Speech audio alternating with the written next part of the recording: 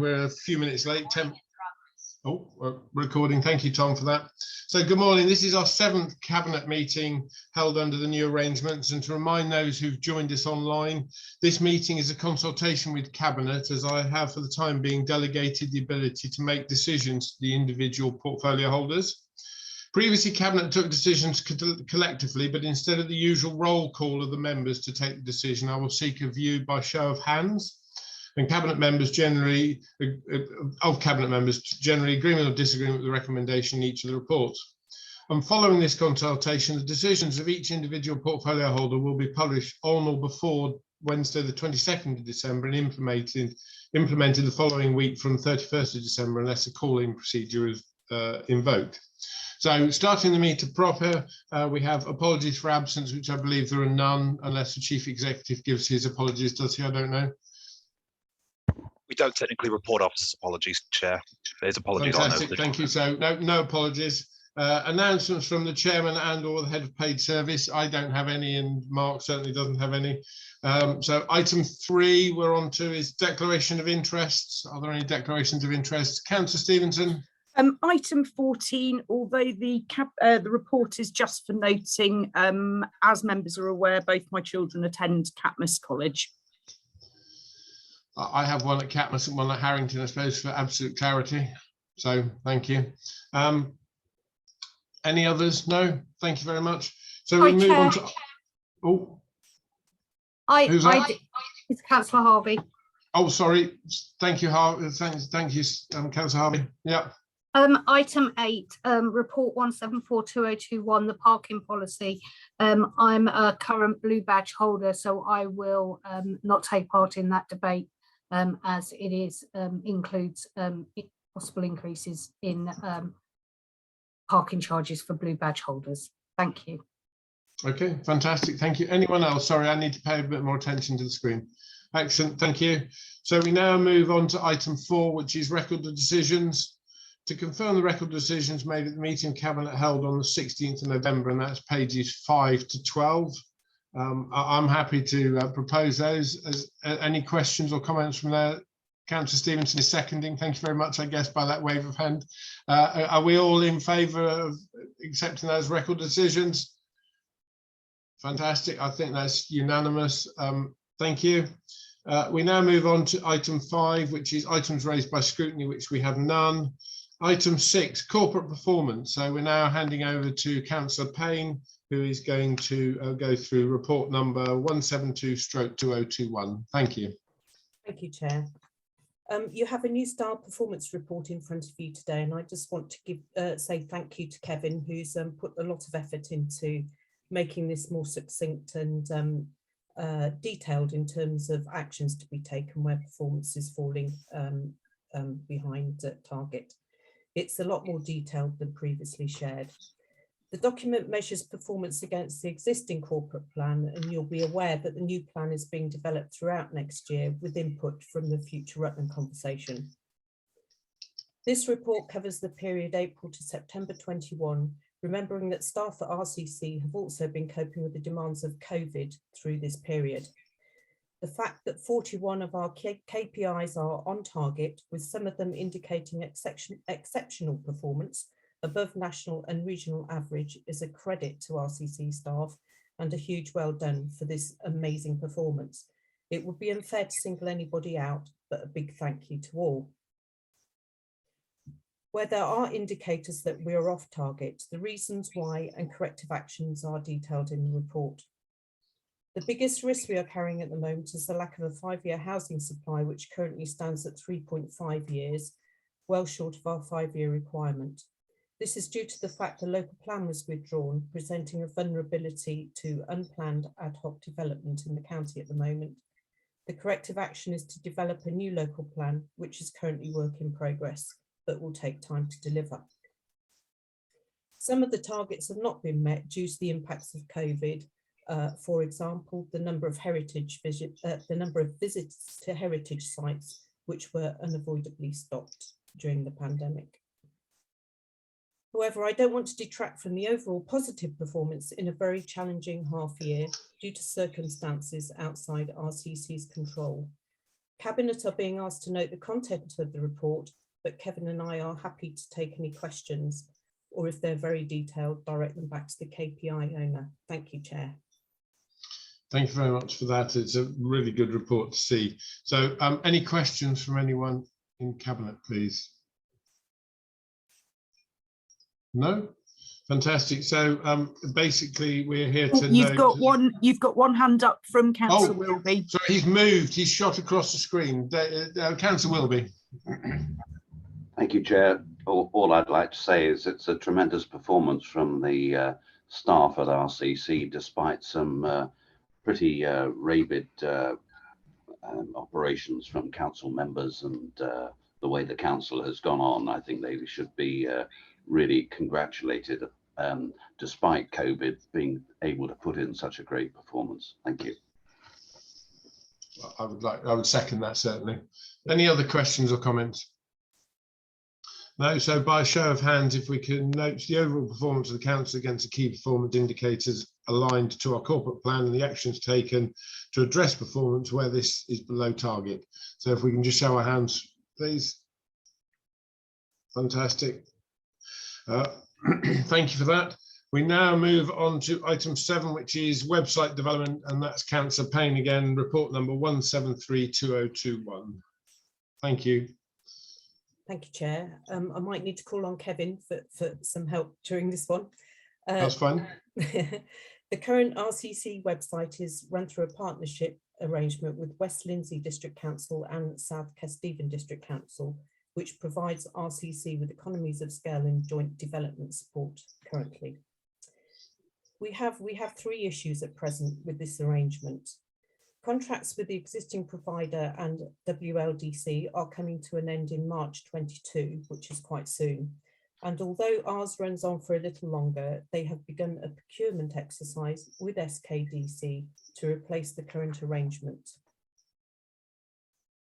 The second issue is the current provider has indicated that they are ceasing development and support of the site. Therefore, RCC in the future will have very limited ability to make any changes.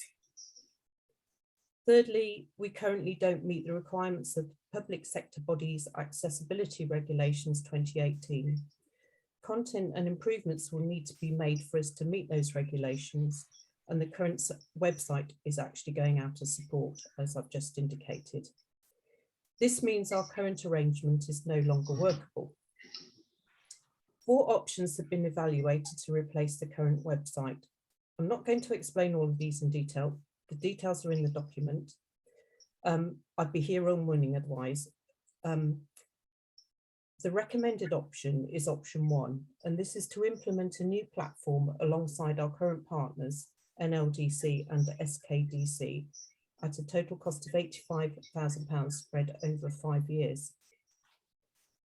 We also will be using previously developed building blocks and templates specific to the public sector if we opt for this. Therefore, removing the development cost of creating them from new. Plus, because they're already in use, they are also stable and fit for purpose. The joint working with our existing partners will remove the need for RCC to employ dedicated development and support staff. So this is our most practical and cheapest option. The cost of £85,000 is already accounted for in some earmarked IT reserve and in the budget, so it creates no additional budgetary pressure for us. Kevin and I are happy to take any questions regarding the paper, but request Cabinet support option 1 in the paper in front of you this morning. Thank you. Thank you very much for that. That was a very clear description of what's here. Any comments or questions, please?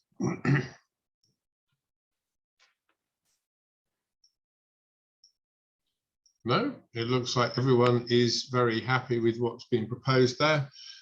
You've heard the options, so as we don't have any questions, can we just go to show our agreement with these recommendations for the option 1? Unanimous, thank you. Thank you very much, Kevin. Thanks, Kevin. now move on to item 8, which is parking policy, and that's Councillor Rozelle will be presenting. That's report number 174/2021. Yeah, thank you. And before I start with my narrative, if I could offer significant thanks to the previous portfolio holder and the team that worked with Councillor Stevenson. It is an extraordinary amount of work. In introducing the paper then, I would ask that Cabinet approves the draft parking policy prior to public consultation and then delegates authority to approve post-consultation amendments to the parking policy to the Strategic Director of Places in consultation with the portfolio holder, Planning, Highways and Transport, and notes the proposals for consultation.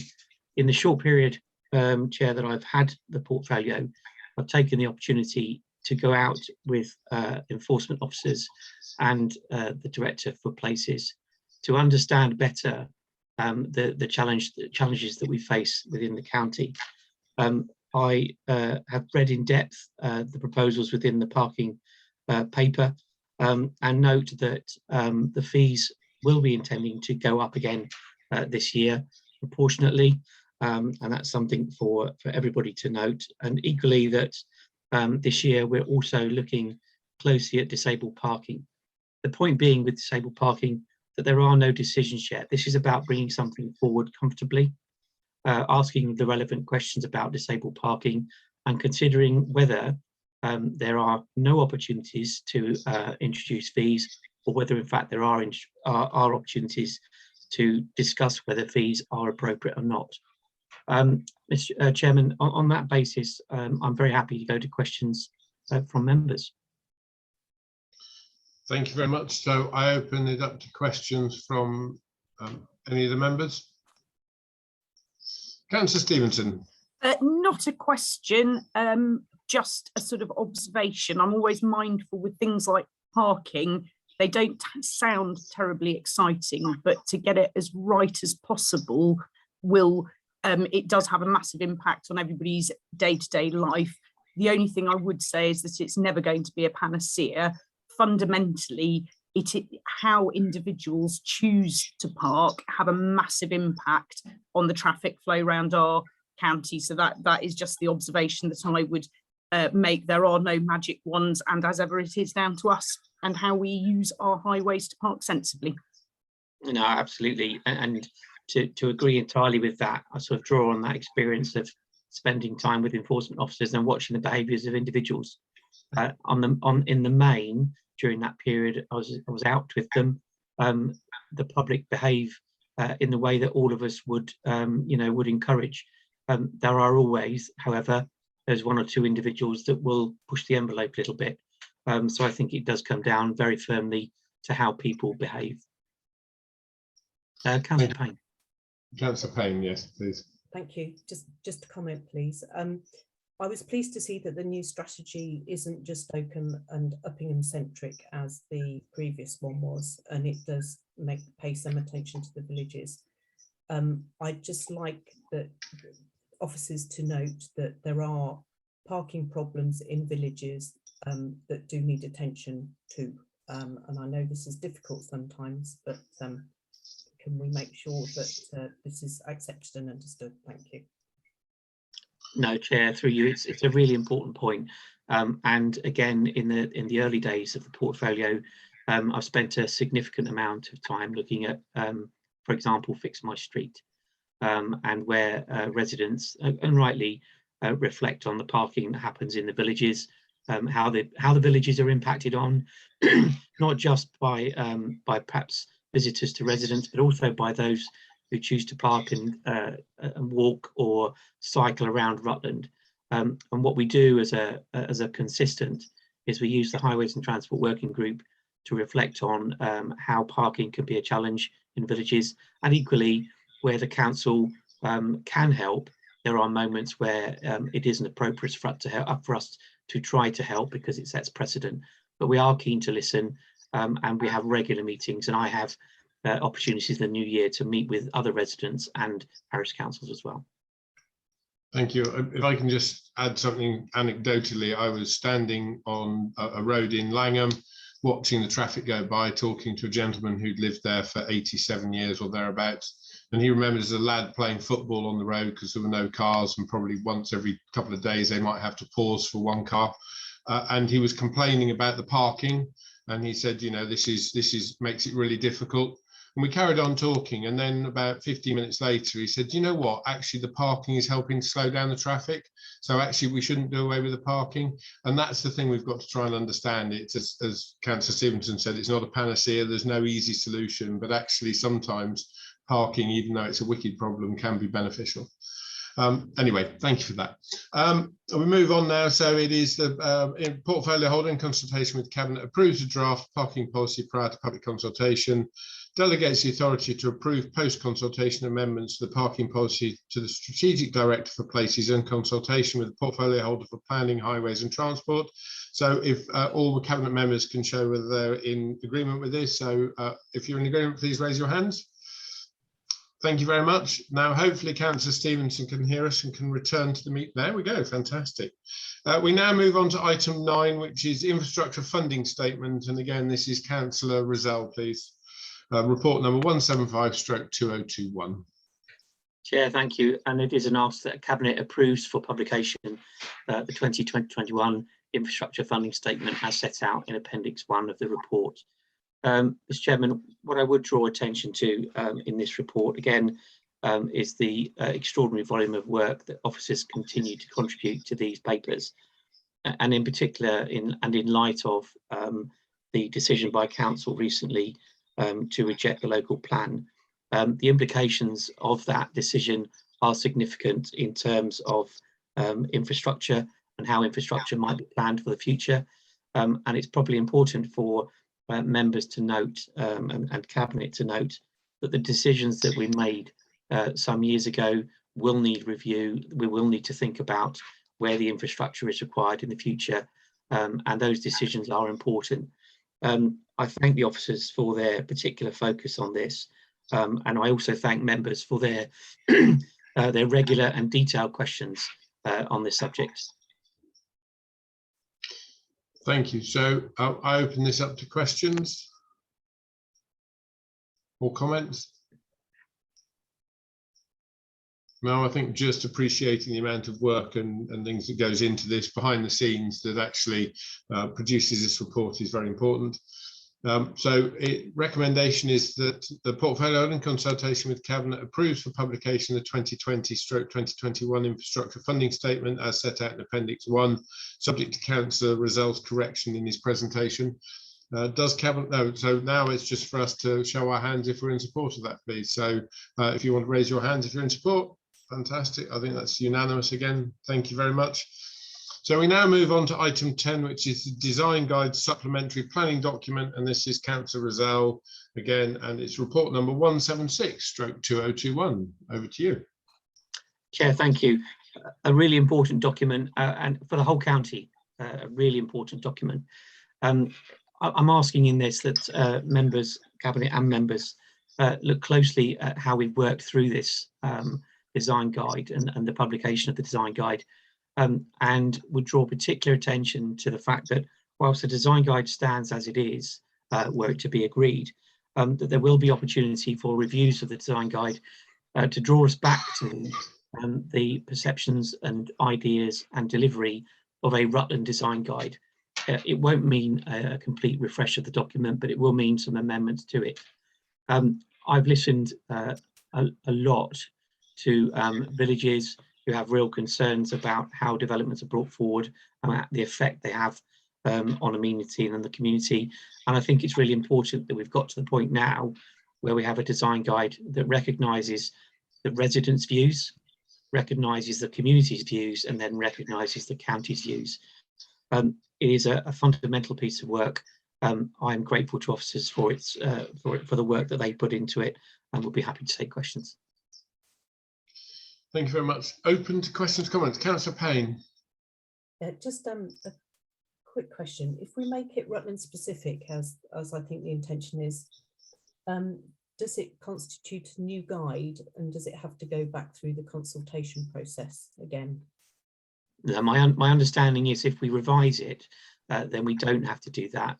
But if it's a fundamental change, then we would have to. I'll just look to Penny for her thoughts on that. But my understanding is we can remove certain words, and that's acceptable. What we're not looking to do is a new guide. Yeah, so just to confirm through you, Chair, that is the case. I think the intention is to essentially edit the document so that it removes reference to South Kesteven and images relating to South Kesteven. And so it's simply an edited version which shouldn't require further consultation. Were there a desire to fundamentally alter policies, then that would need further consultation. Thank you. And when do we intend to Councillor Payne. completed? Sorry, I missed the question. Sorry, when do we intend to have that completed, the Rutland version? So the work will start in the new year, assuming that this paper goes through council, and at the point it goes through council, then we'll determine the time that it takes to achieve that. But it would be at pace. We wouldn't be looking to do that over a period of a number of years. We'll be looking to set the timeline for that, and perhaps through the Director of Places we can agree that when this paper comes to council, a timeline that would be appropriate. Okay, thank you. Councillor Stevenson. Thank you very much, Chair. Just one tweak, which I don't think requires public consultation, which is on page 212 of the Cabinet numbers. It references South Cay's climate emergency. We, of course, also declared a climate crisis in January 2020, and that would be nice to capture that. The other thing, or the other two aspects, which Mrs. Sharp, you may be groaning when I say this, I'm very much welcome point 4 of the recommendation, which is something Rutland specific. Looking through, and I'm referencing chapter 4 on the national guidance that must be followed, and I like the layout of that, very clear. Under nature, I noticed there isn't any reference to the positive impact of carbon sequestration, or indeed the opportunities that a county like Rutland has for that. So I don't think that's a policy change, but it would be nice to see that captured. And likewise, under the homes and buildings, and I think this would need to be national directives, I have noted the desire for no new homes to be reliant on the gas grid by 2025.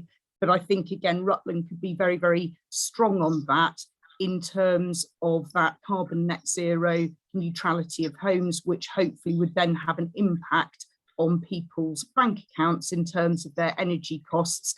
I don't know if that's within the scope of a Rutland specific document, but I would certainly welcome that opportunity to be very much on the front foot and very strong on those two aspects in particular for Rutland. Thank you, Chair. Thank you very much. Any other questions or comments? No, I welcome this document. I think it's very useful, and having spoken to various local architects, they would welcome it, and they have certainly seen very successful use of similar documents in other areas. Just one word of caution, that just about the gas network. Obviously, I've been doing a little bit of work behind the scenes with people, and obviously there is the opportunity to be able to put hydrogen down through the same gas lines. And if that infrastructure is not used for any, even a short period of time, it becomes redundant and would have to be removed or just left in the ground. So there is an opportunity to use hydrogen, and maybe we just need to consider, you know, making sure we capture that opportunity in the right way, but maybe it's not for this actual design guide. So if we're happy, we are to endorse the report and design guidelines for Rutland and South Kesteven supplementary planning document as set out in Appendix 1. Notes a consultation statement also set out in Appendix 2. And adopts the design guidelines for Rutland and South Kesteven supplementary planning document, and commits to producing a version of the supplementary planning document which is specific to Rutland. Can I just have a show of hands if we're all in support of that, please? Unanimous. Thank you very much. We now move on to item 11, which is speed indicator devices, sometimes known as SIDS. This is Councillor Rozelle again, and the report number 177/2021. Yeah, thank you. And again, thank you to the previous portfolio holder for the really comprehensive work that she's led on this, and equally that of officers. when I took over the portfolio, it was interesting to receive literally within a few hours a high volume of emails from villagers from across the county who are clearly very concerned about the speed at which it is perceived that vehicles travel through the county. The most important part, I think, about this document is that it focuses in on the fact we have a number of contracts that we're looking to build into one replacement of the speed indication devices. And the most important thing I think follows from it is the technology that will be enabled to allow the county to learn from the new devices that are put in place and how they be used. It is, of course, a period of time over which those devices will be replaced, and it will be those, as you can see in the paper, that are not functioning properly at the moment that will be replaced first. The other really important thing I think that falls out of this is the intelligence that we gather from the new devices. There is a lot of perception about speeding across the county, some of which is absolutely right, and speeding is down to individuals as opposed to the community in particular. But what these new devices will enable us to do is understand better the nature of the vehicles that are coming through the county, how they behave, and that's not how the vehicle behaves, obviously, that's how the driver behaves. And I thought it was just really important to raise this morning as an observation for fairly new in post portfolio holder, the opportunity that there is not just to use the speed indication devices, but the raft of other measures that Highways Transport Working Group can consider, that individuals within the community can think about, and how we as a county can address holistically what is a fundamental issue for us all to reduce speed across the county. I would thank again officers for their work in this and open to questions, please, Chair. Thank you. Are there any questions or comments? No, I know following the raft of emails that Councillor Rozelle referred to, certainly there was an interest in Langham about the device that doesn't work and what was going to happen. They were pleased I could report back that something was in process and it was going to happen. Councillor Stevenson, do you have any questions? You've just been off camera for a second. Yes, I do apologise. I have been off That's right. camera. I've just been receiving PCR tests for the house. That's fine. Apologies. No problems. I just wanted to make sure you didn't miss out on asking any questions on it as a former portfolio holder. Oh, well, I'm very thrilled to see the paper at Cabinet, but you probably don't need that as an obvious observation. Fantastic. Thank you very much. So we are here, report number 177/2021, that the Cabinet approves the procurement and installation of new upgraded speed indication devices, or SIDs, across the county over a 3-year period. If we can all show our hands if we're in agreement, please. Unanimous again. Thank you very much. We now move on to item 12, which is Children and Young People's Plan. This is over to Councillor Wilby, and this is report number 178/2021. Over to you, sir. Thank you very much, Chair. The purpose of this report is to share the revised Children and Young People's Plan and strategy for the next 3 years, taking us up to 25, and to gain Cabinet approval, and further to seek Cabinet approval for recommending the plan to the full council. The Children and Young People's Plan and strategy sets out the aims of the children's services for the next 3 years. It's a complex business, and I've been really heartened over particularly the last couple of years to see how close a relationship we have with our partners from Leicestershire and Leicester City. Everyone is working really well together to get the best data and to get the best common practice to employ and to improve the outcomes for our young children. The plan is not written in tablets of stone.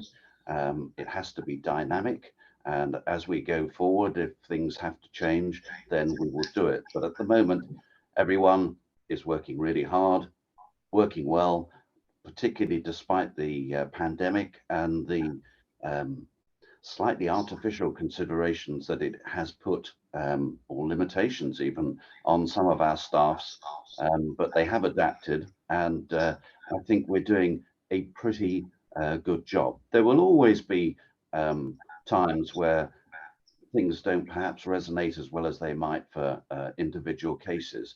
But overall, I think there is a real will in the system to do it well. The plan is written in a very user-friendly manner, and I commend it to you. Thank you very much for that. Do we have any questions or comments? No? Thank you. So this is the recommends to council the approves the Children and Young People's Plan of Strategy 2022-2025 at Appendix B. So if you can show your hands if you're in support of this, please. Unanimous again, I believe. Thank you. We now move on to item 13, which is send capital and delegate funding and appointment a lead partner. This is again Councillor Wilby, and this is report number 179/2021. Thank you, Chair. This carries on looking after our children, and it's part of the ongoing strategy and attempt to try and deal with all our children within Rutland, as opposed to having to send them out of county.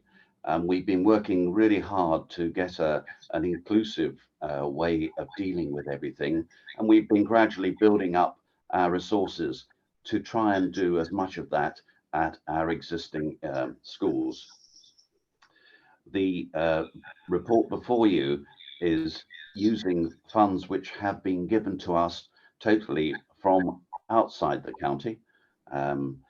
It's the grant and also what was left over from our previous moves to do our inclusion partnership. I think those of you who were at scrutiny quite recently will have heard me extol the virtues of the Uppingham first part of the programme, which has really provided some excellent facilities at Uppingham.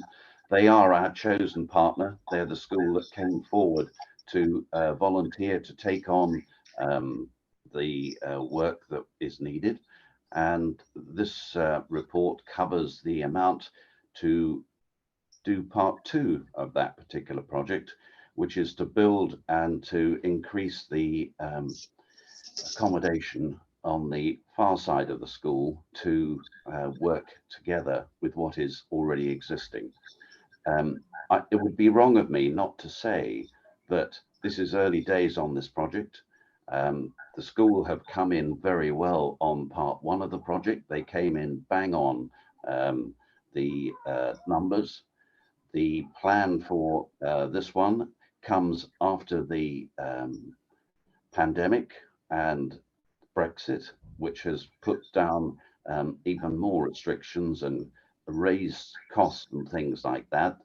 The school has been very firmly told that the money available for this part of the project is on the table and there is no other money available for it. So as we go forward, we will be looking to make sure that the cloth is cut to fit the amount of money that is available on the table. But now I seek your approval to continue with the DCS, myself, and the Director of Resources to monitor the spend of that and to come back and report to you as we go through to make sure that we maintain on track. Thank you very much. I open this up to any questions or comments, please. Councillor Payne. Thank you, Chair. Just 2 questions. They're both financial questions. There's a budget allocation of 48k in addition. Is it an addition or included in the 821,500? I'm having some difficulty hearing you, Councillor Payne. I'm sure that the DCS has probably got sharper ears than me.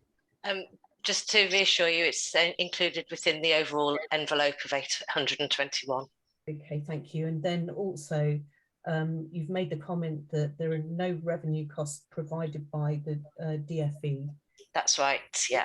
Is that because there aren't any or they haven't provided them? It's because the Department for Education grant is specifically a capital grant.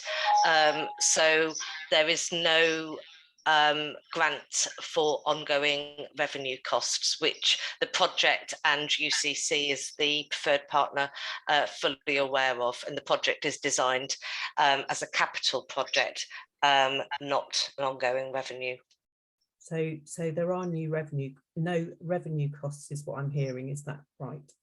Not as part of this project. The school will have to, what in terms of the project design and the, as you'll have seen in the paper, in terms of the operating model that's being drawn up with the school at this point in time, it was within the resources that the school already have.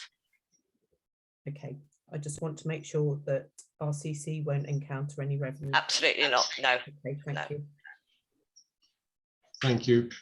I know Councillor Harvey. Thank you. I was just going to say I welcome this report. We know it's vital that our young people, our SEND young people, do remain in county and remain educated inclusively with their peers. It benefits not only our SEND young people, but also the rest of our young people. It will also save us money in the long term with regard to the travel costs of taxiing our young people further afield. So I welcome it. Thank you. Thank you very much. I think Councillor Stevenson, you had your hand up. I did, but I've lowered it because Councillor Harvey, you have encapsulated what I was going to say. So I echo your sentiments with bells on. Thank you. I think from me, just before we go to put our hands up or not, it's good to see this journey is continuing, because clearly, you know, having moved to the model we have at Uppingham Community College, and see it continuing and actually encouraging people to return back to Rutland and be educated locally is absolutely, as we've already said, very important, because actually it's inclusive and much better for the future of the children as they develop.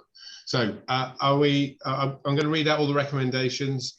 One, approves the allocation of £821,500 from Department for Education capital grant funding provided to Rutland County Council to resource capital programmes and develop additional mainstream school facilities locally for children with special needs and disabilities, and delegates authority to the Strategic Director for Children's Services and the Strategic Director for Resources to decide how the maximum allocation will be applied.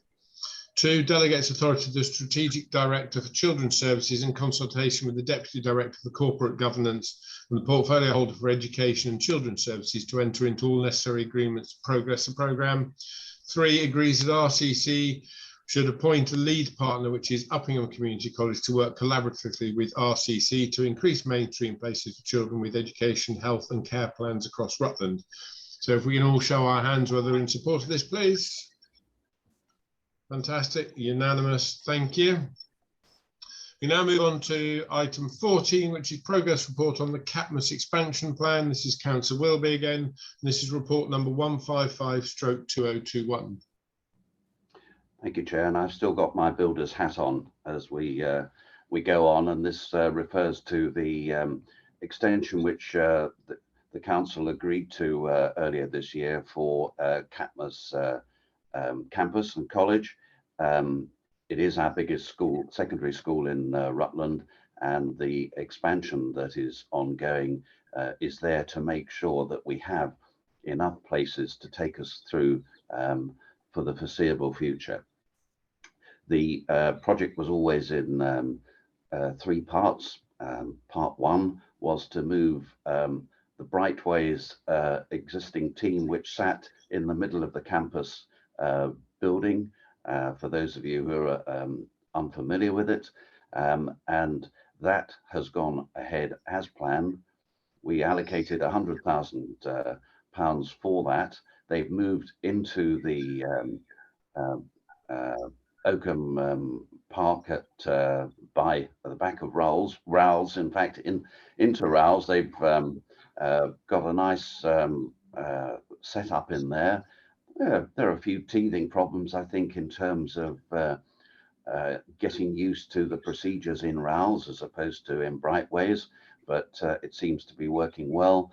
There are some excellent cooking facilities there, and it looks as though it will be a good working setup, and there is some development there for expansion to utilize some of the other RALs facilities, which are very much on the doorstep. Second part of the plan was to modify what was the Brightways accommodation in the campus, and that is starting to take shape now.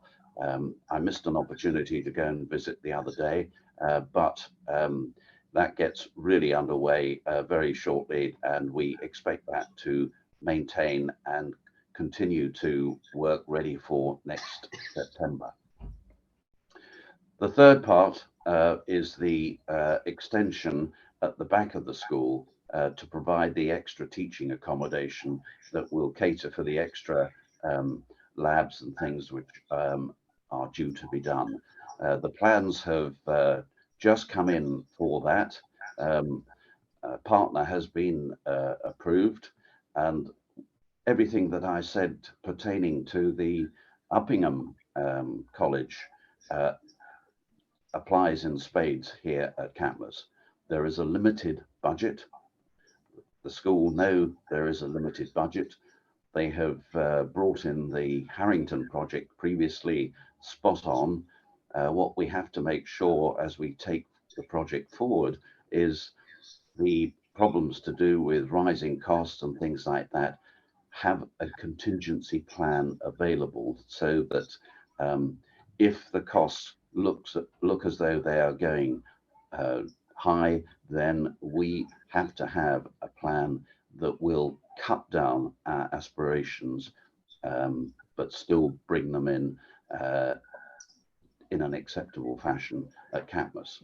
So there's no doubt that the project board is very aware of all those limitations, and we are working very closely to make sure that happens, and we will report back to you at very regular intervals on our progress. Thank you very much for that. Any questions or comments? Councillor Stevenson. Really welcome the update. Thank you, Councillor Wilby, and I'm really impressed that everything's running to time. And I just wanted to say how pleased I was to see point 3 covering the Brightways and the community care update, because I know that that was one of my concerns that I raised when this first came to Cabinet. So to see that things are being completed on time and it's got the requisite like-for-like facilities is really, really pleasing to read. Thank you. Any other questions or comments? I would just like to mention here again how the team have handled the move of Brightways. I know we've talked about it before, but actually it just shows by, you know, a good work in progress to be able to deliver that without creating any upset to people and making sure it went smoothly. So thank you very much to the team for delivering that. You know, it's a big project. So that was just for noting. So we now move on to item 15, which is exclusion of the press and public. I'm slightly wary of always excluding the press and the public. So I would like to move that the meeting continue in public session, as I believe that Cabinet will be able to discuss the agreement to the recommendations of report 180/2021 without divulging the content of the exempt appendix. Do I have a seconder for that, please? Fantastic. Are we all in agreement? Thank you. So we now move on to the Building Control Partnership contract, which is over to Councillor Rozelle, and this is report number 180/2021. Mr. Chairman, thank you. Members and Cabinet and members of the public will be able to see this document in the main. What I would draw attention to is the volume of work that continues across Rutland in terms of development. The planning department have been running hot for a long time, and not surprisingly, in line with many of the sort of efforts across council, we are always looking at means to be more efficient. And efficiency isn't always about saving money, but in this case, of course, it's a part of it. But in many cases, it's about making sure that we have the quality of people doing our work for us in partnership, that perhaps as smaller counties, we would struggle to compete for those qualifications and for that regular update of professional capability. In this case, in section 1.8, members, cabinet and members will note the savings, but I'm particularly drawn to 1.6 of the document, and would ask that that people really do focus in on that in terms of what high quality building control service should deliver, particularly providing management and leadership support to the 6 local authorities involved in the partnership. But in talking to the planning team in Rutland, what they believe it will do is provide them the opportunity not only to continue to deliver an efficient and effective service, but it will have the resilience that we require at particularly challenging times. We believe we're in a difficult moment just now with our planning. It is very clear that the volume of planning applications that we get and the subsequent building control measures that we need to put in place will only increase. And on that basis, Mr. Chairman, I'm very happy to endorse the paper, but take questions from members of Cabinet. Thank you very much for that. So do we have any questions or comments, please? Councillor Payne. Yeah, I'll just be careful how I phrase this, but I note that the percentage split of costs is determined by the number of applications that are anticipated. What control is in place to ensure that, you know, if the number of applications goes up, how do we control the costs against that?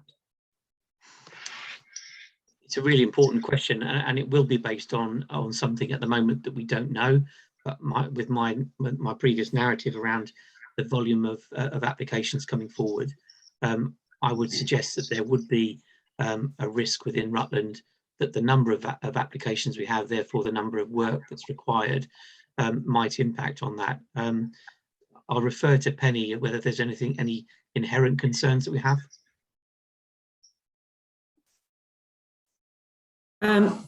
No, not currently in terms of concerns. Clearly, with this arrangement, there is regular client meetings within the partnership so that we can keep under review the number of and volume of applications. One of the opportunities with the partnership is actually to extend market and increase market share, which would generate income for us. So it will be a question of keeping under review and through those existing monitoring arrangements, the volume. Thank you. Does that answer that, Councillor Payne? Is that controlled through the agreement? I'm just worried about our costs escalating, that's all. Yes, so through the agreement, we do have the ability to terminate that if there are concerns that we have around performance. Okay, any other questions or comments? No? Thank you very much. So